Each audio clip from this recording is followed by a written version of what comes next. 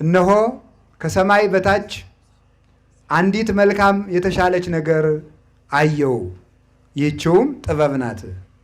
ከሰማይ በታች ታላቅ ነገር ያማረች ነገር አየሁ፣ ያችም ጥበብ ናት ይላል። ከሰማይ በታች ትልቁ ነገር ምንድን ነው? ጥበብ ነው። ሀብት ያለው ሰው ጥበብ ከሌለው ለሌባ ለወንበዴ ዘርቶት ይሄዳል። ጥበብ ያለው ሰው በቀዝቃዛ ውሃ መንግሥተ ሰማያት ሲገባ፣ ጥበብ የሌለው ሰው ደግሞ በሙሉ ሀብቱ ታስሮ ሲኦል ይወርዳል። ሀብትም ጥበብ ያስፈልገዋል። ሰለስቱ ምዕት በፍትሕ መንፈሳዊ ባለጸጋ ብትሆን ጥበብ የሌለህ ሰው አትሁን፣ ጥበብ ከሌለህ ጥቅም የለውም ይላል። ሁሉ ነገር ትዳር ጥበብ ያስፈልገዋል። ሳያውቅ የገባ ሰው ሳያውቅ ይወጣል። ንግድም ጥበብ ያስፈልገዋል። ምግብም ጥበብ ያስፈልገዋል። ሁሉ ነገር ጥበብ ያስፈልገዋል። አነዋወር፣ አነጋገር ሁሉ ጥበብ ያስፈልገዋል። ግባ ማለትና ግባ ማለት ልዩነት አለው አይደለም? ይኸው በዚህ ጠብ ይመጣል ማለት ነው። በአነጋገር ችግር ማለት ነው። ፊደሉ አንድ ነው፣ ንባብ ባለማሳመር ማለት ነው። ይህም ጥበብ ያስፈልገዋል። ሁሉ ነገር ልብስ ጥበብ ያስፈልገዋል። አጠቃላይ መውጣት መውረዳችን ሁሉ ጥበብ ያስፈልገዋል። የሚጽፍም በጥበብ ነው፣ የሚናገር በጥበብ ነው፣ የሚበላም በጥበብ ነው፣ የሚጠጣም በጥበብ፣ ሁሉም በጥበብ የሚኖር በጥበብ ነው። ስለዚህ ይህንን ከሰማይ በታች ትልቅ ነገር ምንድን ነው ካል ጥበብ ነው። ደስታም ጥበብ እኮ ያስፈልገዋል። ደስታ እንኳን ሐዘን ደስታ ጥበብ ያስፈልገዋል። ልቅሶም እኮ በጥበብ ነው የሚደረገው። ጥበብ የሌለው ሰው ልቅሶ ያውቃል? አይቻልም። ሰርግ ቤት ተሄዶ ይለቀሳል? አይለቀስም። የልቅሶም ቦታ አለው፣ የደስታም ቦታ አለው። ሁሉም በቦታው ነው የሚደረገው። አሁን ያለ ልክ ዝም ብሎ ወዲያና ወዲህ እያሉ ቢያለቅሱት መሰበርም አለ። ኤሊን ታውቁታላችሁ? ታቦተ ጽዮን ተማረከች ሲሉት አዳንቄ ያለቅሳለሁ ሲል የገዛ ወንበሩ ጥሎት ተሰብሮ ሞተ ማለት። እናውቃችኋለን እኮ በየቢሮው እንዴት ብላችሁ እንደምትቅጠፈጠፉ አለቆቻችሁ ሲመጡ። እንዲህ ብሎ የሚኖር የሰው ልጅ የአምላክን እናት አላከብርም ይላል። ይህ ነው የኛ ጥጋባችን ማለት ነው። ውለታ መርሳት፣ የድንግል ማርያምን ውለታ መርሳት፣ የቅዱሳን መላእክትን ውለታ መርሳት፣ የነቢያት፣ የሐዋርያት፣ የሰማዕታት፣ የጻድቃን፣ የደናግል፣ የመነኮሳትን፣ የመምህራንን ውለታ መርሳት። ይህን ነው በእውነቱ ማለት ነው። ይህን ውለታ መርሳት፣ ትልቅ ሰውን መርሳት ጥፋትን ያመጣል። ትልቅ ሰው ከመርሳት ይሰውራል። ስትመጻደቁ አይገርማችሁ? እውነቴን እኮ ነው። ስትመጻደቁ ማለት ነው። ሰው እያያችሁ የምትሰጡ፣ ሰው ካላያችሁ የማትሰጡ፣ እልል ካልተባለላችሁ ማትሰጡ፣ ውለታችሁ ካልተዘረዘረ የማትሰጡ፣ የዚህ ሀገር ሰው ለጋስ ነው ካልተባላችሁ ደስም አይላችሁ።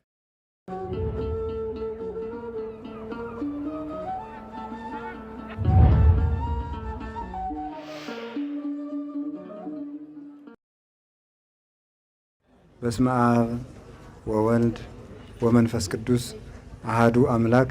በስመ አብ ወወልድ ወመንፈስ ቅዱስ አሃዱ አምላክ። በስመ አብ ወወልድ ወመንፈስ ቅዱስ አሃዱ አምላክ።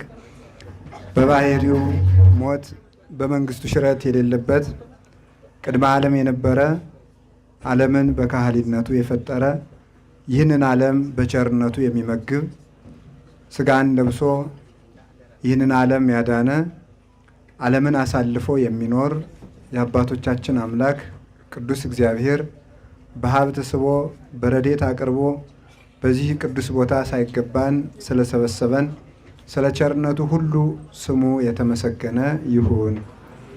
አምላክን የወለደች እናታችን ቅድስት ድንግል ማርያም ወላዲተ አምላክ ቅዱስ መስቀሉም ቅዱሳን ነቢያትና ሐዋርያት፣ መላእክት፣ ሰማዕታት፣ ደናግል፣ መነኮሳት ሁሉ ቅዱሳን በረከታቸው ይደርብን።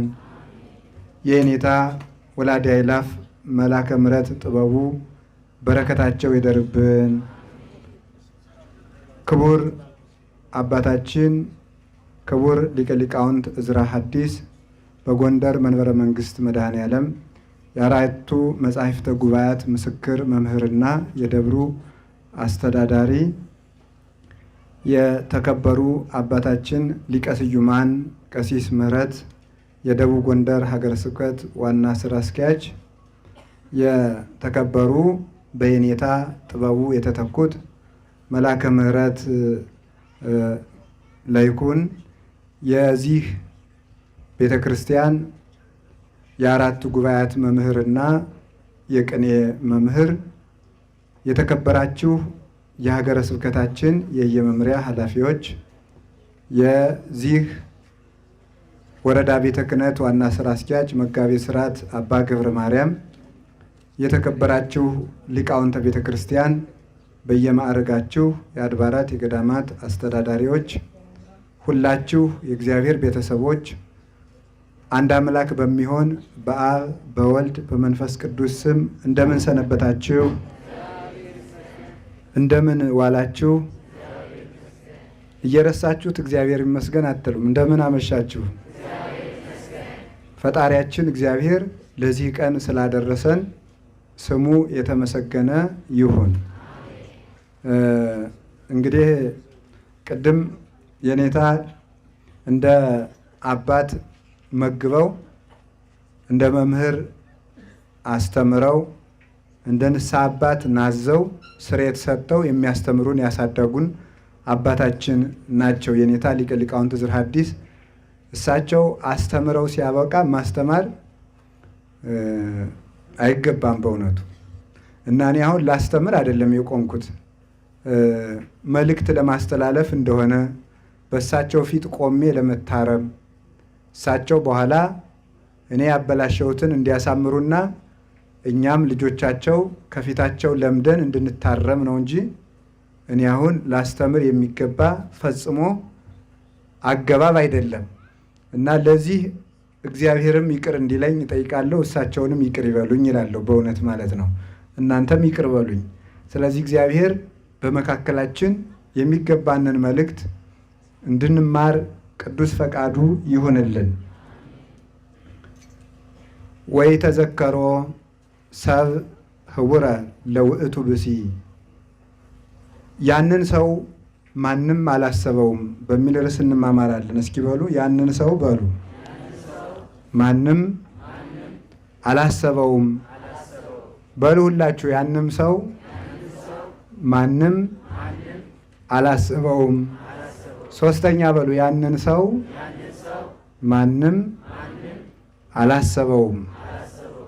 መጽሐፈ መክብብ ምዕራፍ 9 ቁጥር 15 ላይ በቅዱስ መጽሐፍ ተጽፎ የምናገኘው ኃይለ ቃል ነው። እንግዲህ ያንን ሰው ማንም አላሰበውም ብላችኋልና በህሊናችሁ ያላሰባችሁት ሰው ካለ እንድታስቡ የቤት ስራ እየሰጠዋችሁ ታስባላችሁ። መታሰብ ሲገባው ያልታሰበ አንድ ሰው አለ ይላል በመጽሐፍ። እና ምንድን ነው ያልታሰበው? ያ ሰው ማን ነው? ምን አድርጎ ውለታው የተረሳበት ሰው ነው? ምን አይነት ሰው ነው? እንዲህ ሰው የተባለው ሰውዬ ማን ነው የሚለውን ታሪኩ መጽሐፍ ቅዱስ እንደ እናት ማዕድ ነው። የእንጀራ እናት ታውቃላችሁ አይደል? የሆናችሁ አትቀየሙም። የእንጀራ እናት ጠባይ ከሌላችሁ የእንጀራ እናት መሆናችሁ አያስወቅሳችሁም። እና የእንጀራ እናት ስትሰጥ ለልጁ የሰጠችውን መጠን ባሏ እንዲያውቅላት አስጥታ ነው የምትሰጠው፣ ገልጣ ማለት ነው። እናት የሆነች እንደሆነ ግን በትንሽ እንጀራ ብዙ ነገር ጠቅልላ ትሰጠዋለች። ቅዱስ መጽሐፍ በጥቂት ኃይለ ቃላት ብዙ ምግቦችን ጠቅሎ የያዘ ነው። እንዲህ ተብሎ የተነገረለት ሰው ታሪኩ ከ4 መስመር የማይበልጥ ሰው ነው፣ ግን የተረሳ ማለት ነው። በቅዱስ መጽሐፍ እንደተመዘገበልን እንደተጻፈልን ሰው ከሚሰራቸው ታላላቅ ኃጢአቶች አንዱ ውለታ መርሳት ነው። ውለታ መርሳት በጣም ከባድ ኃጢአት ነው። በራእየ ዮሐንስ 7ቱ አርእስተ ኃጣውእ ወይ ደግሞ 7ቱ የዘንዶው ቀንድ ተብለው የተነገሩለት የዘንዶው 7 ቀንድ አለው የተባሉት እነዚህ ቀንዶቹ 7 ኃጢአት ናቸው። ከ7ቱ ኃጢአቶች አንዱ ውለታ መርሳት ነው። ውለታ መርሳት በሕይወታችን ውስጥ ብዙ ውለታ የዋሉልን ሰዎች አሉ። ከልጅነታችን ጀምረን ስናስበው የመጀመሪያውን ውለታ እናታችን ትወስዳለች። 9 ወር ከ5 ቀን ተሸክማ ነፃነቷን ተነፍጋ በሰላም ሳታድር ሳትተኛ በውስጧ ሰው ስትሆን ሰው ተሸክማ እየተገላበጠ እረፍት እየነሳት ከሷ ሕይወቱ ይልቅ ጽንሱ በሰላም ይወለድ ይሆን እያለች እያሰበች እየተጨነቀች አካላችን ተሰባብሮ አጥንታችን ደቆ ከምንቀበለው መከራ በሚበልጥ ምጥ ወልዳ ወተት ሲያልቅባት ደም አጥብታ የምታሳድግ እናት ናት። ይህን ሁሉ መከራ የምትከፍል አባት ወጥቶ ወርዶ ተርቦ ተጠምቶ ትከሻቸው ከሞቀ ልብሳቸው ከሞቀላቸው መብል ከጣፈጠላቸው ደርቦ ደራርቦ ለብሶ አደባባይ መዋል ሲችል ልጅ አሳድግ ብሎ ቀዩ ጠቁሮ ረጅሙ ጎብጦ ወፍራሙ ከስቶ ከሰው በታች ሆኖ ልጁን ያሳድጋል። አባት ባለውለታችን ነው። መምህራን ባለውለታችን ናቸው። ካህናት ባለውለታችን ናቸው። ጎረቤት ባለውለታችን ነው። ምድር ባለውለታችን ናት። ሰማይ ባለውለታችን ነው። የፍጥረታት ሁሉ ውለታ አለብን እና የሰው ልጅ ሰው የሚባለው የዋለለትን የማይረሳ ሰው ነው። ይህ ትልቅ ሰው ይባላል። እግዚአብሔር ራሱ ውለታ ባለመርሳት የሚታወቅ ነው። እሱም ይህን ያስተማረን እሱ ነው። ታሪኩን ልንገራችሁና ወደ ትምህርቱ እንሄዳለን። እንዲህ ይላል። ወናሁ ዘንተ ርኢኩ እምታይተ ፀሐይ ጥበበ፣ እነሆ ከሰማይ በታች አንዲት መልካም የተሻለች ነገር አየው፣ ይህችውም ጥበብ ናት። ከሰማይ በታች ታላቅ ነገር ያማረች ነገር አየሁ፣ ያችም ጥበብ ናት ይላል። ከሰማይ በታች ትልቁ ነገር ምንድን ነው? ጥበብ ነው። ሀብት ያለው ሰው ጥበብ ከሌለው ለሌባ ለወንበዴ ዘርቶት ይሄዳል። ጥበብ ያለው ሰው በቀዝቃዛ ውሃ መንግሥተ ሰማያት ሲገባ፣ ጥበብ የሌለው ሰው ደግሞ በሙሉ ሀብቱ ታስሮ ሲኦል ይወርዳል። ሀብትም ጥበብ ያስፈልገዋል። ሰለስቱ ምዕት በፍትሕ መንፈሳዊ ባለጸጋ ብትሆን ጥበብ የሌለህ ሰው አትሁን፣ ጥበብ ከሌለህ ጥቅም የለውም ይላል። ሁሉ ነገር ትዳር ጥበብ ያስፈልገዋል። ሳያውቅ የገባ ሰው ሳያውቅ ይወጣል። ንግድም ጥበብ ያስፈልገዋል። ምግብም ጥበብ ያስፈልገዋል። ሁሉ ነገር ጥበብ ያስፈልገዋል። አነዋወር፣ አነጋገር ሁሉ ጥበብ ያስፈልገዋል። ግባ ማለትና ግባ ማለት ልዩነት አለው አይደለም? ይኸው በዚህ ጠብ ይመጣል ማለት ነው። በአነጋገር ችግር ማለት ነው። ፊደሉ አንድ ነው፣ ንባብ ባለማሳመር ማለት ነው። ይህም ጥበብ ያስፈልገዋል። ሁሉ ነገር ልብስ ጥበብ ያስፈልገዋል። አጠቃላይ መውጣት መውረዳችን ሁሉ ጥበብ ያስፈልገዋል። የሚጽፍም በጥበብ ነው፣ የሚናገር በጥበብ ነው፣ የሚበላም በጥበብ ነው፣ የሚጠጣም በጥበብ፣ ሁሉም በጥበብ የሚኖር በጥበብ ነው። ስለዚህ ይህንን ከሰማይ በታች ትልቅ ነገር ምንድን ነው ካል ጥበብ ነው። ደስታም ጥበብ እኮ ያስፈልገዋል። ደስታ እንኳን ሐዘን ደስታ ጥበብ ያስፈልገዋል። ልቅሶም እኮ በጥበብ ነው የሚደረገው። ጥበብ የሌለው ሰው ልቅሶ ያውቃል? አይቻልም። አሰርግ ቤት ተሄዶ ይለቀሳል? አይለቀስም። የልቅሶም ቦታ አለው፣ የደስታም ቦታ አለው። ሁሉም በቦታው ነው የሚደረገው። አሁን ያለ ልክ ዝም ብሎ ወዲያና ወዲህ እያሉ ቢያለቅሱት መሰበርም አለ። ኤሊን ታውቁታላችሁ? ታቦተ ጽዮን ተማረከች ሲሉት አዳንቄ ያለቅሳለሁ ሲል የገዛ ወንበሩ ጥሎት ተሰብሮ ሞተ። ማለት አዳንቆ ማለቀስም ችግር ነው። እዚህ ዳጋ እስጢፋኖስ አጽማቸው ያሉ ነገስታት አሉ። ከገዳሙ አጽማቸው በዳጋ እስጢፋኖስ ካረፉ ነገስታት አንዱ ንጉሥ አዞር የሚባል አለና የ6 ሰዓት ንጉሥ ነው። እስከ 6 ሰዓት ነው የነገ በኢትዮጵያ ታሪክ የ6 ሰዓት የንግስና ታሪክ ያለው ንጉሥ እሱ ብቻ ነው። የሞተ በምንድን ነው ካላችሁ በደስታ ነው። ነግሶ ራቅ አድርጎ ህዝቡን ራቅ አድርጎ ቢደሰት እኮ ጥሩ ነበረ። ሰው ሁሉ እንኳን ደስ ያለ እያለ መጥቶ ሲሰፍርበት ትንፋሽ አጥሮት ሞተ። ይህ ችግሩ ነው። ይሄ ራሱ ማለት ነው። ደስታም በጥበብ ነው፣ ሐዘንም በጥበብ ነው። ሁሉም ነገር ማለት እና ይሄ ነው እኮ በጥበብ ከተለቀሰ የንጉሥ ልጅ ሲሞት የሚለቀስና ንጉሥ ሲሞት የሚለቀሰው ልቅሶ ልዩነት አለው አሉ። ሰው ሲያለቅስ ንጉሥ ሲሞት የሚለቀሰው ምን ተደርጎ ነው? ከበድ ተደርጎ ነው? ቀለል ተደርጎ ይመስላችኋል? የንጉሥ ልጅ ሲሞት የሚለቀሰውና ንጉሥ ሲሞት የሚለቀሰው ልዩነት አለ። በቃ ለእናንተ ሰጥቻችኋለሁ። ሁሉም በጥበብ ነው። ከቃሉ ጋር ናችሁ? አዎ፣ ሁሉም ነገር እኮ በጥበብ ነው።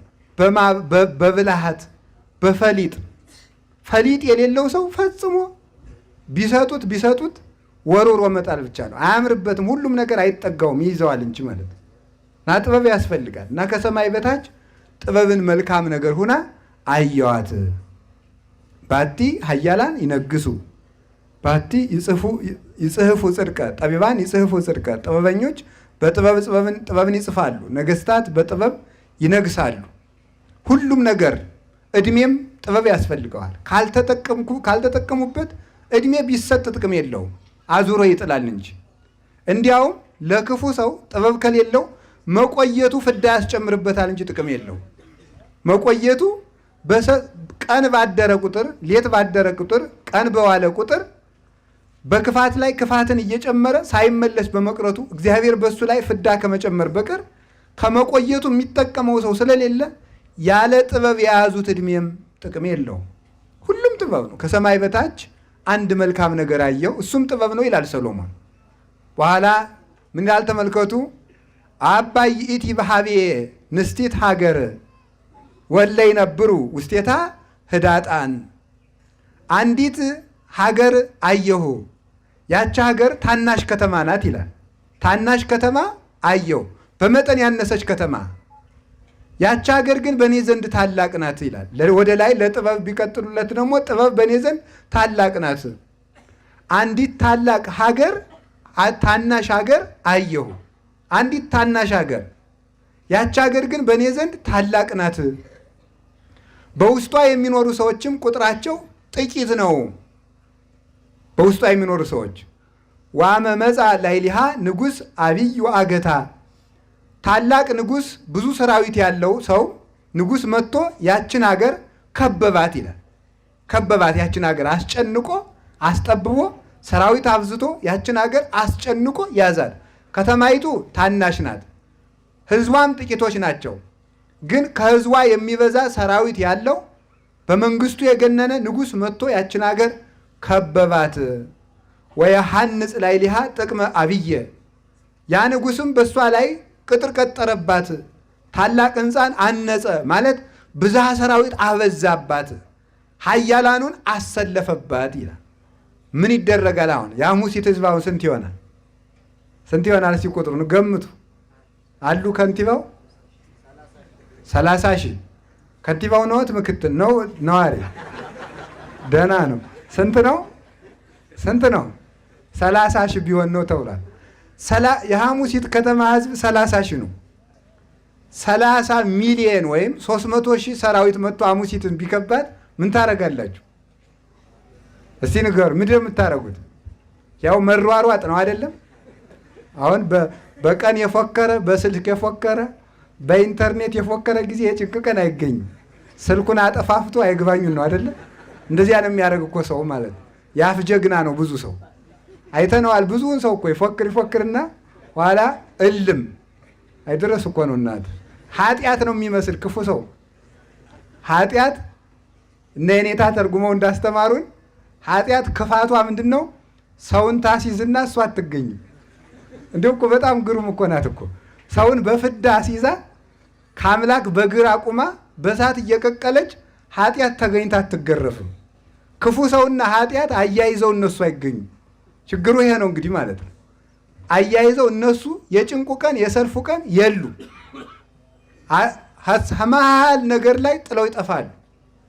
አሁን እንዲህ ያለ ጭንቅ ቢመጣ ምን ይደረጋል? ግን እንዲህ ያለ ችግር የገጠማት አንዲት ሀገር ነበረች።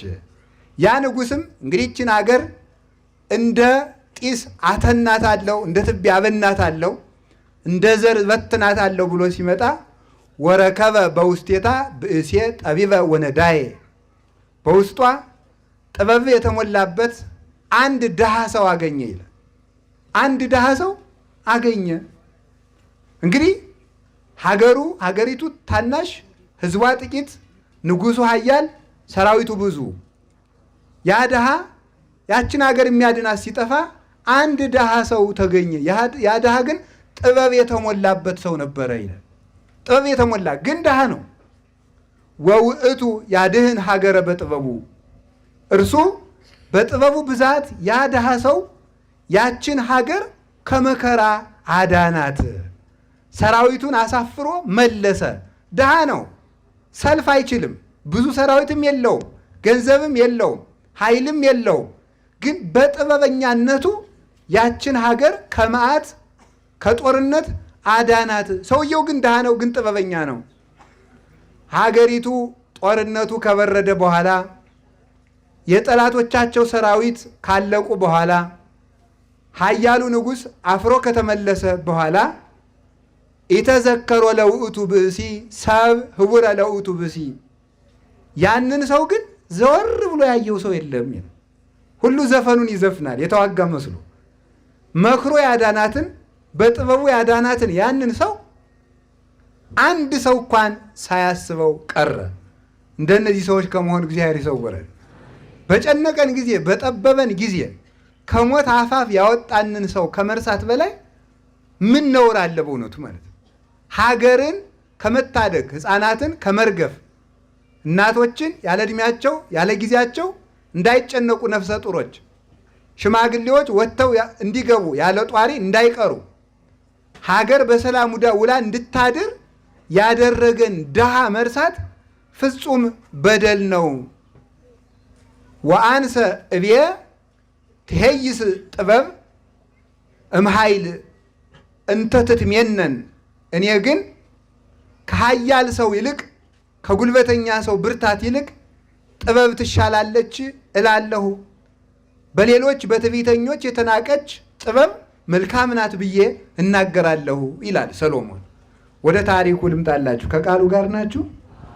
እግዚአብሔር ከሁላችን ጋር ይሁን። እነዚያ ሰዎች በጣም ጥሩ አድርገዋል አላደረጉም? አቤት! እነዚህ ሰዎች ጥሩ አላደረጉም የምትሉ መስቀል አድርጋችሁ ቀኝ እጃችሁን አውጡት። እነዚህ ሰዎች ጥሩ አላደረጉም የምትሉ በሉ። ጥሩ አላደረጉም። እንዴት ሀገሪቱን ያዳናትን ሰው እንዴት ይረሱታል? ጥሩ በሉ እንጂ በደንብ አድርጉት። በደንብ አድርጋችሁ አውርዱ። እነዚያ ሰዎች ማን እንደሆኑ ነግራቸዋለሁ። የሆኑ ሰዎች ናቸው። በሆነ ሀገር የሚኖሩ የሆኑ ሰዎች ናቸው። ያዳናቸውን አንድ ድሃ ሰው ግን ጥበብ የሞላበት ባለጸጋን የረሱ። ይሄ የመጀመሪያው ሕዝቅያስ ይባላል። እስኪ በሉ ሕዝቅያስ ይባላል። ታሪኩን አልተርከውም። ሕዝቅያስ ሰናክሬም የሚባል ንጉሥ በመጣበት ጊዜ እንደ ሰራዊት እንደ ሰናክሬም ያለ ሰራዊት የሌለው ውጊያ የማያውቅ በኃይል ያልበረታ በታናሿ ሀገር በጥቂቷ አውራጃ በኢየሩሳሌም የነገሰ የታላቁን የፋርሱን ንጉሥ ሰናክሬምን እንኳን ለመግጠም ከሱ ጋር ለመነጋገር እንኳን አቅምና ብርታት የሌለው የአንዲት ክፍለ ሀገር ንጉሥ የነበረ ሕዝቅያስ ይባላል። ትንቢተ ኢሳይያስ ምዕራፍ 38 ላይ ታሪኩን ታገኙታላችሁ። ይሄ ሰናክሬም 185,000 ወታደር ይዞ የመጣ ሰው ነው። 185,000 ወታደር ይዞ የመጣ። እስራኤል ደግሞ እንደ አሙሲት ያለች ናት። ምንም እንዲሁ ዝም ብላ ቁም ነገር የሌላት ማለት ነው። አይ አሙሲት ቁም ነገር የላትም አላልኩም።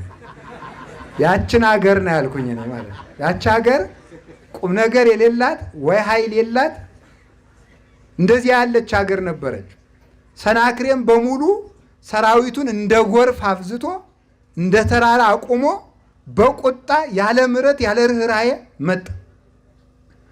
ግብሬን ገብር ለጣዖትም ስገድ ብሎ በሕዝቅያስ ላይ ላከበት። እዚያ በኋላ የወርቅ ወንበር አሰርቶ ይህንን ልኬልሃለሁ፣ ወደፊት እገብራለሁ፣ ይህንን ይዘህ ተመለስ ብሎ መልእክት ላከበት።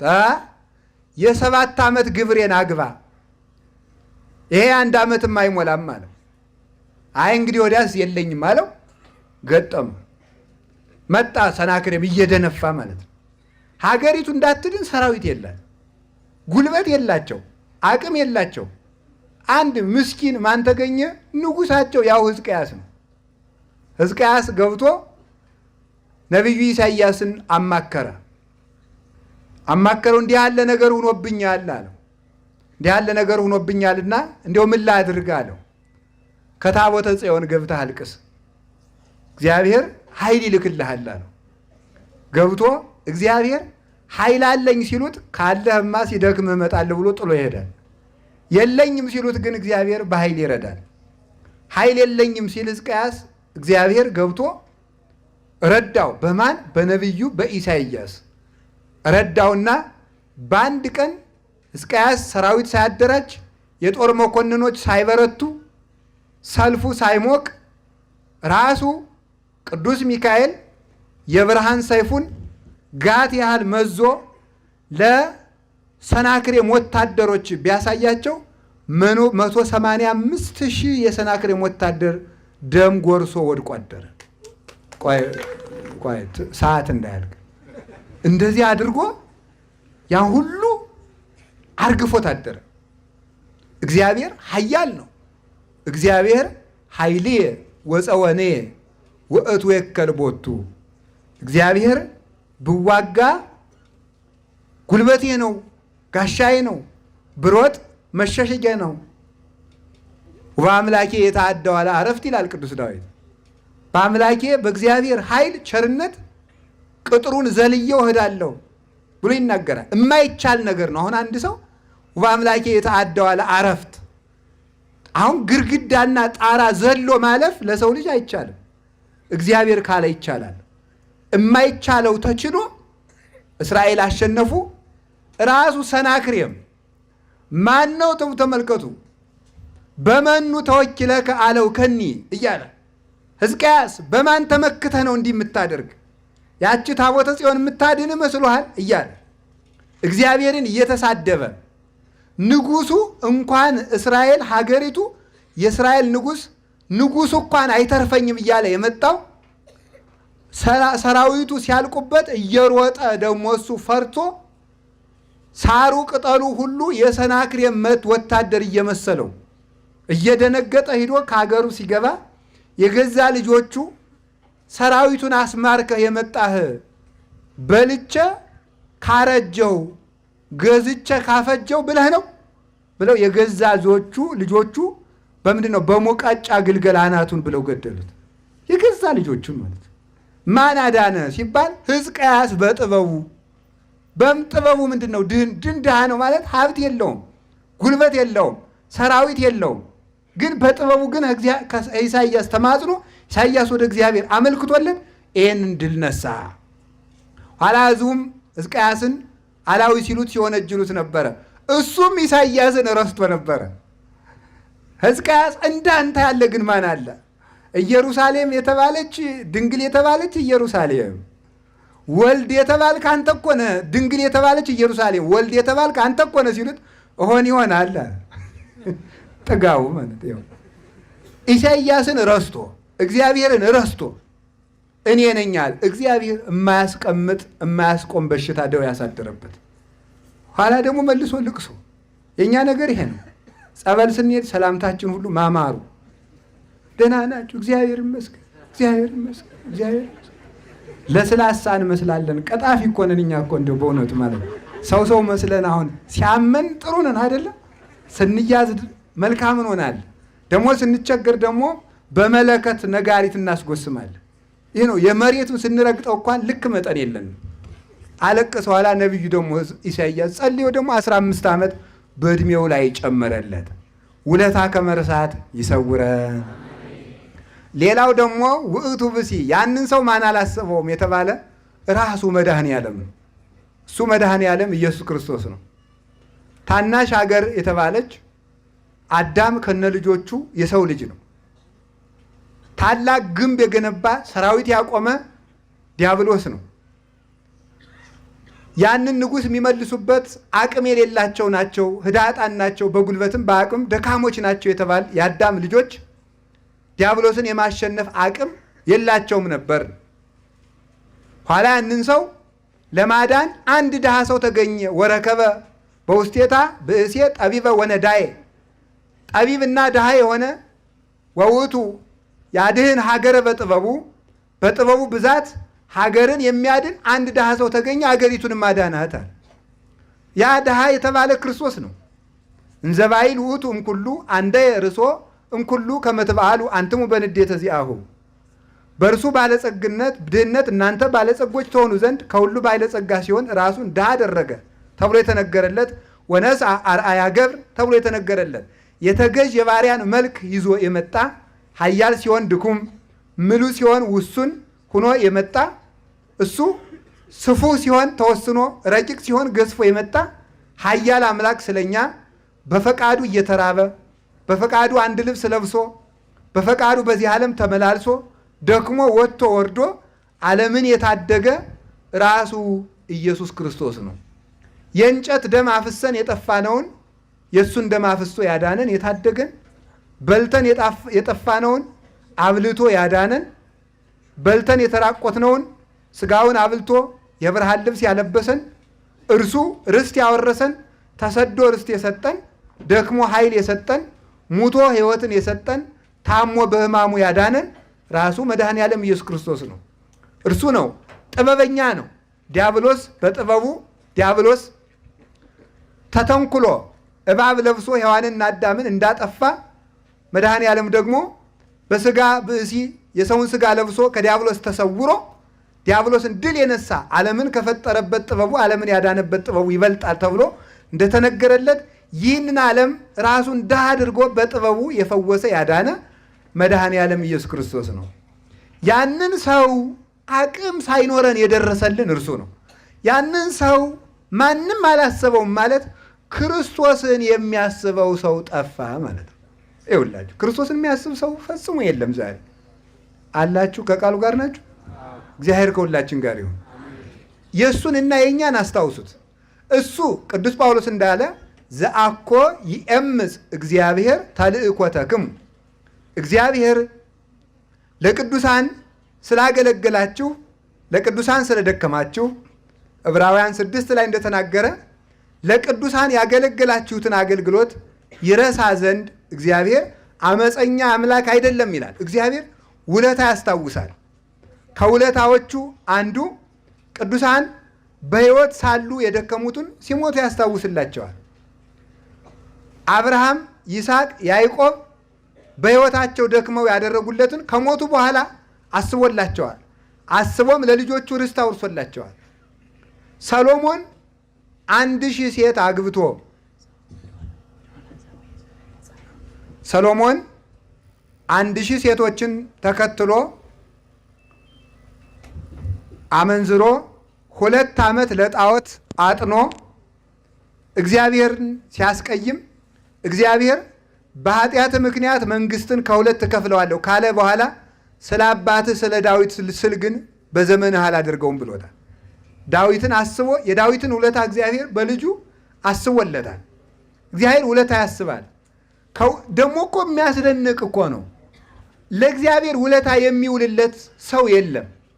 እንዴት ብትሉ ለሱ ያደረግነው ነገር ራሱ ከሱ የተገኘ ስለሆነ፣ ብንማር እሱ በሰጠን አይምሮ ነው።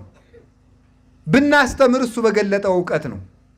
ብንሰጥ እሱ ያበቀለውን እህል ነው። ብናጠጣ እሱ ያፈሰሰውን ውሃ ነው። ልብስ ብንሰጥ እሱ ካበቀለው ጥጥ አግኝተን ነው። ብንሰግድ እሱ በፈጠረው ኃይል ባጎናጸፈው ጉልበት ነው። ብናመሰግን እሱ ባከናወነው አንደበት ነው። መልካም ብናስብ እሱ በፈጠረው ልቡና ነው። ብንቀድስ ብናስቀድስ በገዛ ስጋው በገዛ ደሙ ነው። የእሱ ያልሆነ የለም። ስለዚህ ምን ይባላል? ተመልከቱ። ዘያአሲ ተወካፊ የሚሰጥ የሰጠውን ሰጣችሁ ብሎ ደግሞ ዋጋ የሚከፍል ራሱ የሰጠውን እንጀራ ዘከራችሁልኝ ብሎ ለዚያ ዋጋ የሚከፍል እንደሱ ያለ ማንም የለም። መኑ ይመስለከ እምነ አማልክት እግዚኦ የሚባለው ለዚህ ነው። እንደ እግዚአብሔር ያለ ፍጹም ቸር ፈጽሞ የለም። እንዲህ የሚያደርግ ግን ከሰጠው የተከለከለ እሱ ነው። ደግሞ ከሰጠው የተከለከለ የዚህ ዓለም ነገስታት ካልፈጠሩት ፍጥረት ያስገብራሉ። መንግስት ይቀየም ይሆን? አይቀየም። አሁን መንግስት የመሬት ግብር ያስከፍላል አያስከፍልም? ተናገሩ እንጂ ፈርታችሁ ነው በሉ እንጂ። መንግስት ግን መሬትን ፈጥሯል። ግን ይገበርለታል አይገበርለትም? ገብሩ፣ ጥሩ ነው። ግብር ክፈሉ። እውነቴን ነው። ግብር አለመክፈል ኃጢአት ነው። ጌታም ራሱ እኮ ከፍሏል። አይሁድ የሚያደርጉት ቢጠፋቸው መምህር አቤት ለቄሳር ግብር እንክፈል፣ መናጤ አይደሉ መችስ እንክፈል ክፈሉ ቢል ፖለቲከኛ ነው ሊሉ ነው። እናንተስ እኛን እንዲያድ የምትሉን መከራ እኮ ነው፣ አይደረስ ነው። መንግስት ህዝቡ እንዳያለማ እያደነዘዛችሁት ነው ይላል። እኛን መጥቶ ስብከት እያበዛችሁ ነው ይላል። እናንተ ደግሞ ፖለቲካ እየሆኑ ነው አባቶቻችን ትላላችሁ። ደግሞ መሀል መንጓለል ማለት እኮ ይሄ ነው። አይሁድም ሊያጣብቁት ክፈሉ ቢላቸው የመንግስት አዳሪ ነው ሊሉት፣ አትክፈሉ ቢል ደግሞ አላዊ ነጋሲ ነው ንጉሱን ደግሞ ክዷል ሊሉ ነው። ዘመኑ ውእቱ መልክው ወመጽሐፉ፣ ሳንቲሙ ላይ የተጻፈው የማን ነው አላቸው። የማን ስም ተጽፏል አለ። በጎን የቄሳር በጎን የኪሩቤል፣ የቄሳርን ለቄሳር ስጡ የእግዚአብሔርን ለእግዚአብሔር ስጡ አላቸው። በተንኮል ቢመጡት አስጨንቆ አስቸግሮ ልፉበት ብሎ መለሰላቸው። አንድ ሳንቲም ይውላችሁ በጎን ቄሳር ተስሏል፣ በጎን ኪሩቤል። አሁን እንዴት አድርገው ነው የኪሩቤልን ለእግዚአብሔር ቄሳርን ለቄሳር የሚሰጡት? ተቸገሩበት ብሎ እዚያው ሰደዳቸው። ምስጢሩ ግን ቄሳር የተባለ ዲያብሎስ ነው። ተንኮሉን እባካችሁ ለዲያብሎስ ተውለት ማለት ነው ይላል ቅዱስ ቄርሎስ። እናንተ የኔ መልክ ስለሆናችሁ የኔ ሁኑ እያላቸው ነበረ ይላል። ሌላ ቀን ደግሞ ምን አሉት? እሺ በጥያቄ ብንጠይቀው አልተቻለንም፣ በተግባር እንጠይቀው ብለው ለቅዱስ ጴጥሮስ ጠጋሉና መምህራችሁ ግብር የማይከፍል ለምንድን ነው አሉ። ይህ ተንኮል ነው። መምህራችሁ እንዴት ግብር የማይከፍል እንደዚህ ተብሏል አለው ቅዱስ ጴጥሮስ። እንዲህ አላቸው፣ ደቀ መዛሙርትስ ለምን ግብር አይከፍሉም? የነገስታት ልጆች ይገብራሉ ወይስ ያስገብራሉ? አይ ያስገብራሉ እንጂ አለው። እንግዲያ አሉት፣ እንግዲያ የንጉሠ ሰማያት ወምድር የእግዚአብሔር አብ የባሕሪ ልጁ እኔ እገብራለሁ አስገብራለሁ እንጂ ግን ከመይታወኩ ህዝብ፣ እሱ መቼም ለህዝብ የኖረ አምላክ ስለሆነ ህዝቡ ከሚታወኩ ብሎ ቅዱስ ጴጥሮስን ሂድና ባሕር አሳ ዘመተህ ገብር አለው። ቅዱስ ጴጥሮስ በለመደው ሙያው አሳ ሊያጠምድ ሄደ። ብልሃቱ ግን እኔ ባሕር የምትገብርልኝ አምላክ ነኝ እያላቸው ነው። እኔ ባሕር የምትገብርልኝ ሰሆን እናንተ ግን ገብር ትሉኛላችሁ። ግብር ከባሕር አስወጥቶ ግብር ከፈለ ክርስቶስ። ከፍሏል፣ ክፈሉ ብዬ ነው ግብር። ወደ ቁም ነገሩ ግን ስንመጣ መንግስት፣ ዋናው ነገር መንግስት ያልፈጠረውን ያስገብራል ነው ሀሳባችን። እግዚአብሔር ግን በፈጠረው ፍጥረት የሚሰጠው የለም። እሱ ፈልጉ ማር ሰጥቶ ውሃ የዘከረ ይላል። እንዲያው እኮ ጽሑፍ ድንቅ እኮ ነው። ማር የዘከረ ቢል እኮ የሚጸድቅ ድሃ አይገኝም። ዘውሃ በጽዋ ማይቆሪር ነው ያለሱ። ቀዝቃዛ ውሃ የሰጠ ወተት ሰጥቶ ውሃ የዘከረ ይላል። አይ ይቅር፣ ደህና ነው፣ ደህና ነው። አሁን ማር ሰጥቶ ውሃ የሚለምን ቀዝቃዛ ውሃ የሰጠ እግዚአብሔር፣ በእውነቱ እግዚአብሔር ያሳያችሁ፣ ክርስቶስ ያመልክታችሁ። እሱ ማር ሰጥቶ ማር ስጡኝ አላለም። ወተት ሰጥቶ ወተት ዘክሮ አላለ። ውሃ የዘከረ አለ። ድሃ የሚያገኘውን ማለት ነው። በዚያ ቀዝቃዛ ውሃ ምራችኋለሁ አለ። ልብ በሉ፣ እሱ ቀዝቃዛ ውሃ የዘከርነውን ዝክር ውለታ አስታውሶ እያዳነ፣ እሱ ግን ደሙን ሰጥቶ የእሱን ውለታ የሚያስብለት የለም። የገዛ ደሙን ሰጥቶ የገዛ ስጋውን ቆርሶ ሰጥቶ የእሱን ውለታ የሚያስብለት የለም። ክርስቶስን አስቀምጠን እንጣላለን፣ እንባላለን። እማናደርገው ኃጢአት የለም። እማናደርገው እግዚአብሔር ማደሪያ አቶ ከኛ እስኪለይ ድረስ እንበድላለን። ማደሪያ እስኪያጣ ድረስ አላችሁን? እግዚአብሔር ከሁላችን ጋር ይሁን። የእሱን ቸርነት አስበን ከኃጢአት እንድንመለስ እግዚአብሔር ይርዳ። አላችሁ የላችሁም? እግዚአብሔር ከሁላችን ጋር ይሁን። ስለዚህ የመድኃኔ ዓለሙን ውለታ ካሰብን ከኃጢአት መውጣት እንችላለን። ከኃጢአት ባርነት እግዚአብሔር ያውጣን፣ እግዚአብሔር ያውጣን። እና አሁን ደሙን ሰጥቷችሁ እናንተ አሁን የሳንቲም ድቃቂ የልብስ ላቂ ሰጥታችሁ ስትመጻደቁ አይገርማችሁ? እውነቴን እኮ ነው። ስትመጻደቁ ማለት ነው። ሰው እያያችሁ የምትሰጡ፣ ሰው ካላያችሁ ማትሰጡ፣ እልል ካልተባለላችሁ ማትሰጡ፣ ውለታችሁ ካልተዘረዘረ ማሰጡ የዚህ ሀገር ሰው ለጋስ ነው ካልተባላችሁ ደስም አይላችሁ። ባለፈው አንድ ቦታ የተናገርኩት አንድ ታሪክ ልናገር። አጼ ቴዎድሮስ ደብረታቦር መድኃኔዓለምን ያሰሩት እሳቸው ናቸው። እና ሲያሰሩ ድንጋይ ህዝቡ ያመጣል። ሲያመጣ እሳቸው ቁጭ ብለው ድንጋይ ያስመጣሉ። ሲያስመጡ አንዱ ገበሬ ድንጋይ ተሸክሞ ያመጣል። ኋላ ሲያመጣ እሳቸው በዚህ ችሎት ገጥሟቸው ሲያዩ ሰውየውን አላየው አሉ። ተሸክሞ መጥቶ አላየው ሲሉ ዙሮ ተሸክሞ ዞት ሄደ። ተመልሶ ዞት መጣ። ደግሞ ይዞት ሄደ። ሶስተኛ እዞ ሲመጣ ለካ አይተውታል። የጎረቤት አንተ ጣለው ዝም ብለህ መድኃኔዓለም አይተዋል አሉት። ዝም ብለህ ተው መድኃኔዓለም እያየህ ነው አሉት።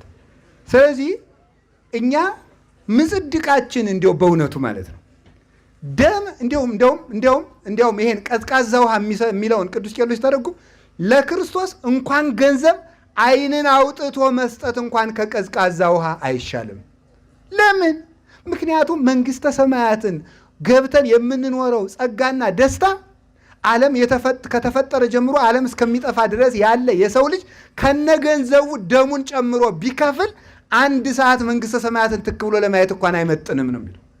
ያንን ደስታ ለማየት ለገዛ ራሳችን ብለን ነው በእውነቱ ማለት ነው። ያና እሱ እነግስ ኃይል ንጉሥ፣ እጸድቅ ኃይል ጻድቅ፣ እከብር ኃይል ክቡር ነው። ተሰቅለ በእንቲያ ነው ለእኛ ብሎን ያን ሁሉ መከራ የተቀበለ ሰው የገዛ ሀገሩን የገዛ መንግሥተ ሰማያቱን ለሚገዛበት ነገር ስስት ቢይዘው ምን ትሉታላችሁ?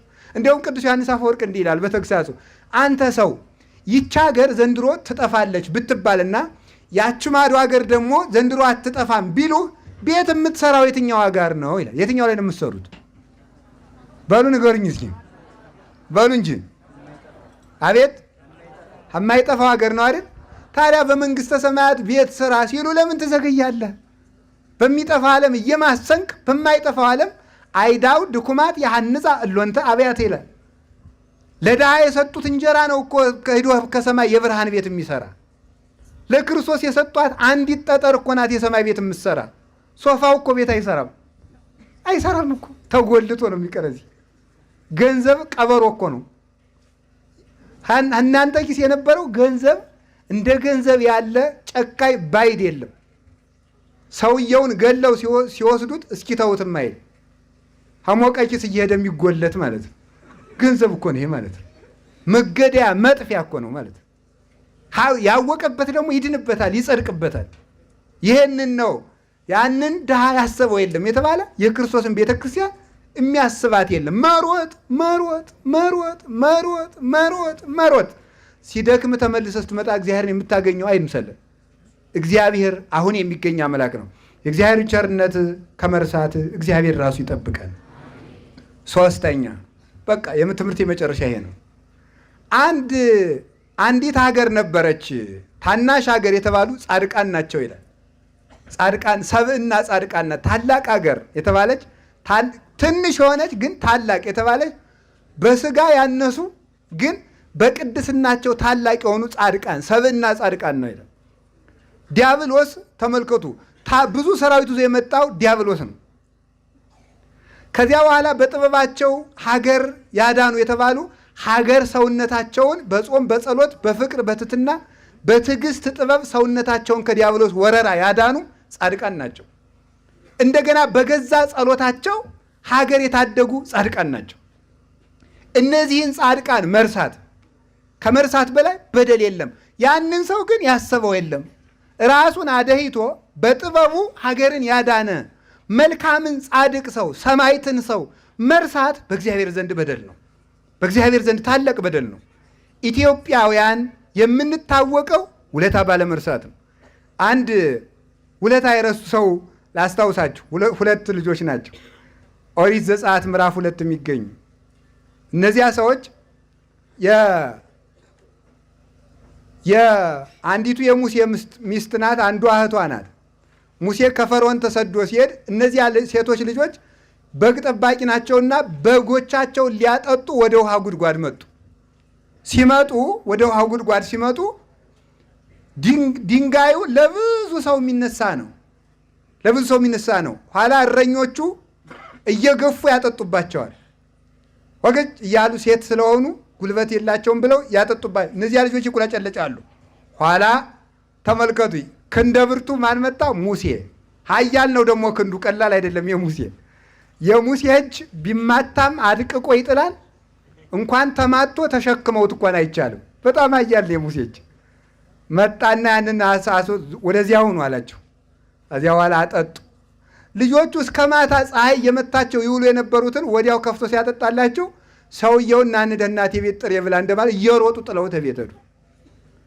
አባታቸው ምን አላቸው? ልጆች ዛሬስ እንዴት በጊዜ መጣችሁ አላቸው። አንድ ትልቅ ሰው ተገኝቶ ሁሉንም እረኞች አባሩ አጠጣልና። አንድ ጥያቄ አባታቸው ጠይቃል። ለምንት ሀደጋሁ ለውእቱ ብእሲ፣ ያንን ሰው ለምን ጥላችሁት መጣችሁ? እስኪ በሉ ያንን ሰው በሉ ለምን ጥላችሁት መጣችሁ? ሀዱላ ያተረፈላችሁን፣ ከፀሐይ ሐሩር ይጋረዳችሁን፣ ውሃ ያጠጣችሁን ለምን ጥላችሁት መጣችሁ? ኋላ የሙሴ ሚስት መቼም ኋላ ሚስቱ ስለምትሆን አሁንም እኔ በሄድ አላጣውም አለች። ይዛው መጣች። ባላገኘች እንደ ዋዛ የረሳነው ሰው የህይወታችን መስመር ይሆናል። ጥለነው የሮጥነው ሰው የናቅነው ሰው ማለት ነው። ሙሴ ከዚያ ኋላ አግብቷት ከነዓን እንድትጓዝ አድርጎ ልጆቿም ተተክተውላታል። እኛም የቅዱሳንን የጻድቃንን ውለታ ከመርሳት ይሰውረን። ይሄ ትውልድ በተለይ በዚህ 100-200 ዓመት በተለይ ከማርቲን ሉተር በኋላ የተነሳው ትውልድ ውለታ ቢስ እንዲሆን ሆኗል። ፈላስፎችም የተነሱት በተለይ አሁን በዚህ ዘመን የተነሱት አሁን ዘመናውያን ፈላስፎች የሚባሉት አሁን ዓለማውያን ተመራማሪዎች የሚባሉት ትውልዱ ውለታ እንዲረሳ እናትና አባቱን እንኳን ምን ይላል? እናቴ ለራሷ ስትላገባች በአጋጣሚ ተወለድኩ እንዲል አድርገውታል ማለት እኔ ለራሳቸው ሲሉ ተጋብተዋል እንጂ ለእኔ አስበው እኔን ሲጀመር እኮ አያውቁኝም፣ ስለዚህ ለእኔ አልተጋቡም የሚል ጅል ማለት እንደዚያ እንዲሆን አድርገውታል። የቅዱሳንን ውለታ ክርስቶስ እንዲያው ቅዱስ ዮሐንስ አፈወርቅ ዮሐንስ 19ን ሲተረጉ ምንድን ነው የሚለው? ክርስቶስ እናቱን በሕይወት ዘመን ካገለገላት ይልቅ መስቀል ላይ ሆኖ ያገለገላት ይበልጣል ይላል። ለምን? የእናቱን ውለታ አስቦ እናቴን አደራ ብሎ ለዮሐንስ እንዳታስቀይማት ታዘዛት ብሎ ለዮሐንስ የሰጣት ማለት። ስለዚህ እንዲያውም ምን ይላል? እናትህን በችንካር ላይ ተቸንክረህ እንኳን ቢሆን ውለታዋን አትርሳ ሲል ነው ይላል። እናትህን እንዲያርጋ አትርሳ።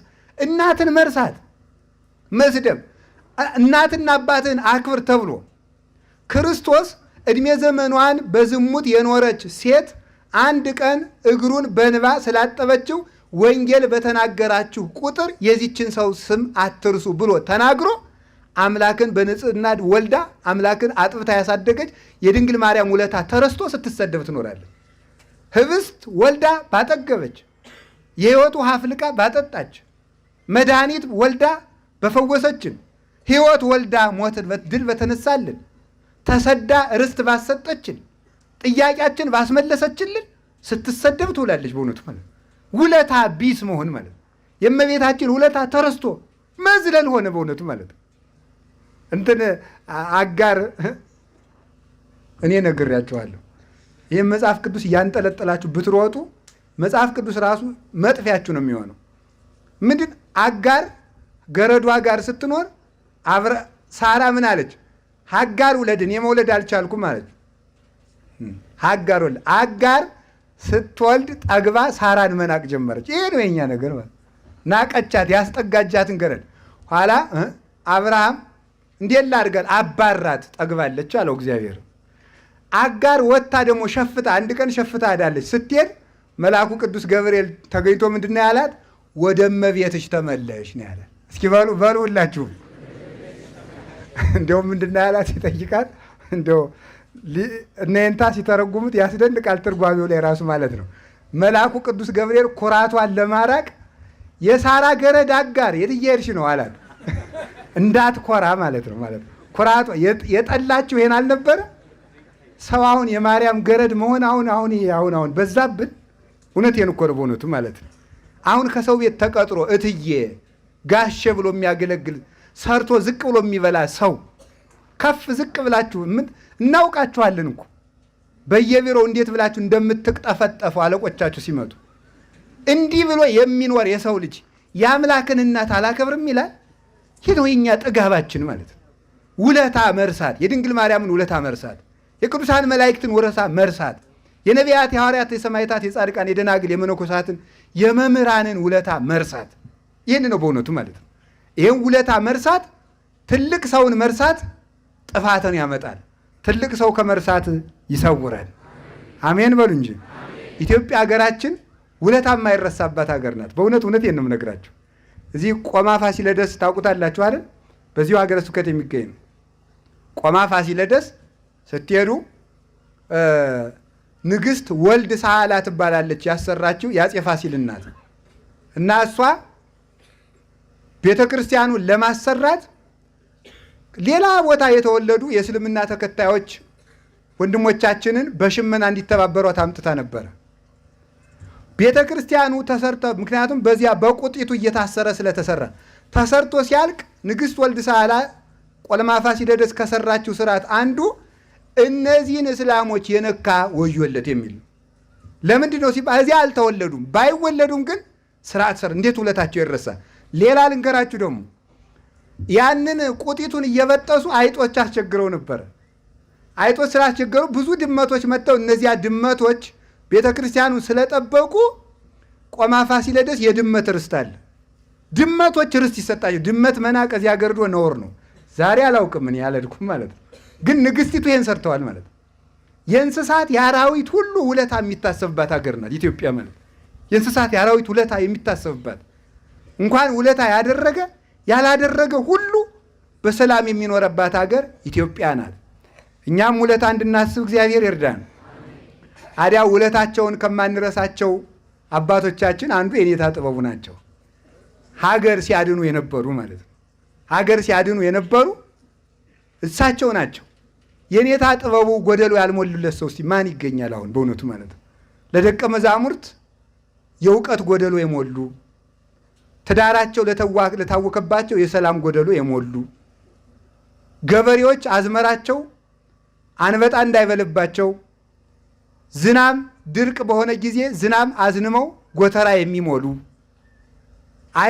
ድህነት ላሰቃያቸው ሁሉ መክረው ንግዳቸውን ባርከው ለሀብት የሚያበቁ እሳቸው ናቸው። እሳቸው ሲያርፉ ህዝቡ እንዲያው ከሙሴ መቃብር እንስገድ እያለው እንዳስቸገሩ እንደ እስራኤል እንዲያ እያለ ያስቸግራል ነበር የመሰለኝ። አሁን ረስተን ቁጭ በየሀገራችን ማለት ነው። እሳቸው ሀብታም ያደረጉትም፣ እሳቸው ያገቡትም ያጋቡትም፣ እሳቸው የባረኩትም፣ እሳቸው ያስተማሩት ሁሉ እልም ብሎ መጥፋት የዚያችን ሀገር ሰዎች ያስመስላል። የኔታ ጥበብ ሁላችን አለብን በእውነቱ ማለት ነው። ሰላም ለኪ ያላሉለት ሰው የለም። የተሰወረውን የሚያውቁ እኔ ስለሳቸው የመናገር ምንም አቅም የለኝም። የሚነግሯቸው የኔታ ናቸው።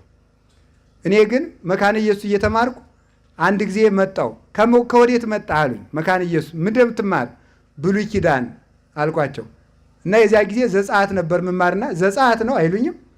እኔ ደንግጬ እንደው መሄጃ ነው የጠፋኝ ማለት ነው። የተሰወረ ያውቁ ነበረ። የኔታ እንደነገሯችሁ ማለዳ የኔታ ሊቀ ሊቃውንት ዕዝራ እንደነገሯችሁ ኤልሳ ደቀ መዝሙሩ ግያዝን የሚያደርገውን ካለበት ሆኖ ግያዝ ምን እያደረክ ነበር? አንተ ባለህበት ቦታ ሆኖ ልቤ ካንተ ጋር ነበር አለው። ያለበትን ይመረምር እንደነበረ የተሰወረ የሚያውቁ ከፍቅር ደረጃ የደረሱ እንኳን ለሰው የኔታ ጥበቡ እንኳን የሰዎች ጦጣዎች እንኳን ውለት አለባቸው። ጦጣዎች ሁሉ ታቅፈው ሲያበሉ እኔ አይቻለሁ። ሐምሌ 12 ቀን በ2006 ዓመተ ምህረት ከቅዳሴ በኋላ ጦጣ ታቅፈው ሲያበሉ ሲያጎርሱ አግኝቻቸዋለሁ። እኔ ማለት እኔ ባይኔ ያየሁትን ነው። እሳቸውን ዝናብ ሊመታቸው ፀሐይ ሊወጣባቸው ባልተገባ ነበር በእውነቱ ማለት ነው። ግን እኛ ሲሞቅልን የምንርቅ ሲቀዘቅዘን የምንመጣ በመሆናችን ምክንያት የኔታ ሲያርፉ እንዲሆናል ብዬ አላሰብኩም። እኔ ሁሉም ሰው ውለታውን ይዞ ዘወር ሲሉ ዘወር አሉ። እሳቸው ግን ዘወር አይሉ። ዛሬም በበረከታቸው አሉ። አሁን የተኳቸው መምህርም ረድኤታቸው ያደረባቸው በሞገስ የሚታዩ ናቸው። አይደለም እንዴ? ሳይወፍሩ ወፍራም መስለው የሚታዩ በእውነት የኔታ እኔ ሳያቸው የኔታ ላይኩንን ከኔታ ሊቀ ሊቃውንት ዕዝራ ጉባኤ ቤት አውቃቸዋለሁ። የኔታ ላይኩንን የዚህን የደብሩን አስተዳደር በኔታ ጥበቡ የተተኩትን አሁን እዚህ መንኩሰው የእንታ ወንበር ተተክተው ሳገኛቸው ፈራዋቸው እንደገና ማለት ነው። ለምን? የእንታ ሞገስና ግርማ ስላደረባቸው ነው። የኔታ አገር የማይተው ከፍቅር ማዕረግ የደረሱ ናቸው በእውነቱ ማለት ነው። ለጠላቶቻቸው የሚያስቡ ከየዋህነት ደረጃ የደረሱ ክርስቶስን የሚያሳዩ ፍቅረ ሲመት የጠፋላቸው ፍቅረ ነዋይ የጠፋላቸው ለሰው የማይከብዱ ለሚበላው ቀምሰው የሚያሳዩ ለሚጠጣው ቀምሰው የሚያሳዩ ለተቸገረ የሚያስቡ የክርስቶስ መልክ ያላቸው ውብ አባታችን ናቸው። እሳቸውን መርሳት ነው አገር ግፍ የሚያመጣብን ችግር የሚያመጣብን የመምህርን ትእዛዝ መርሳት ነው። ከቃሉ ጋር ናችሁን? ከቃሉ ጋር ናችሁን? እግዚአብሔር ከሁላችን ጋር ይሁን። በሕይወት ዘመናቸው እንኳን ሳሉ ሰላም ለኪ መጥቶ ያላስደገመ ሰው ቢኖር ጸሎታ ለማርያም ወስዕለታ እያሉ 60 70 80 ዓመት ለሀገሪትነ ኢትዮጵያ ስላሉ ሁላችንም ውለታቸው አለብን። ይህንን ሀገር በጥበባቸው ያዳኑ እውነቴን ነው የምነግራቸው። ኢትዮጵያ በሰላም የኖረችው በእነ የኔታ ጥበቡ አቅም ነው። ኮሮናው የራቀ በማን ይመስላችኋል? ተጠንቅቀን ነው። ገበያው አልቆመ፣ ለቅሶው አልቆመ፣ ሰርጉ አልቆመ። በምን ይመስላችኋል? ይሄንን ቀኝና ግራውን እንደ ነነዌ ያለየ ህዝብ ደምን የከፈልክበትን ህዝብ ያለ ንስሐ አትቁረጠው እያሉ እነሱ ስላለቀሱልን ነው። ከመከራ ይዳን ነው። እማንችለውን የቻል ነው። እማንወጣውን የወጣ ነው። በእነሱ በረከት ነው። በእውቀት የእውቀታቸው በረከት አለብን። ብሉያቱን፣ አዲሳቱን፣ ሊቃውንቱን፣ ገድላቱን ሁሉ ያስተማሩን በትምህርት የትምህርት ውለታ አለብን። በምናኔያቸው የብሕትውና ውለታ አለብን። በምንኩስናቸው የምንኩስና ውለታ አለብን። በጸሎት የትጋታቸው የቅድሳችናቸው ውለታ አለብን። እሳቸው የቻሉትን መከራ ራሳቸውና እግዚአብሔር ያውቁታል። የትዕግስታቸው ውለታ አለብን። የረሃባቸው የጥማቸው ውለታ አለብን።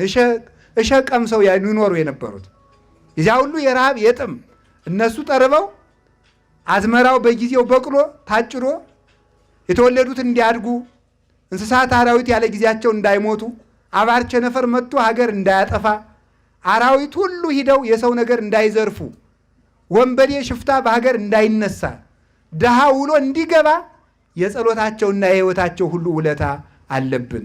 የእሳቸውን ውለታ የሚመልስላቸው ራሱ መድኃኔዓለም ነው። የድርሻችን ግን ልጅነታችንን ለመመስከር እሳቸውን ውለታቸውን ለመመለስ ሳይሆን የውለታዎትን እናውቅለዎታለን ለማለት የድርሻችንን እንድንሳተፍ አምላከ ቅዱሳን ኃይልና ብርታቱን ይስጠን። አባቶቻችን ረስተን በእግዚአብሔር ከመረሳት ይሰውረን። ወስብሐት ለእግዚአብሔር። ይቆየን።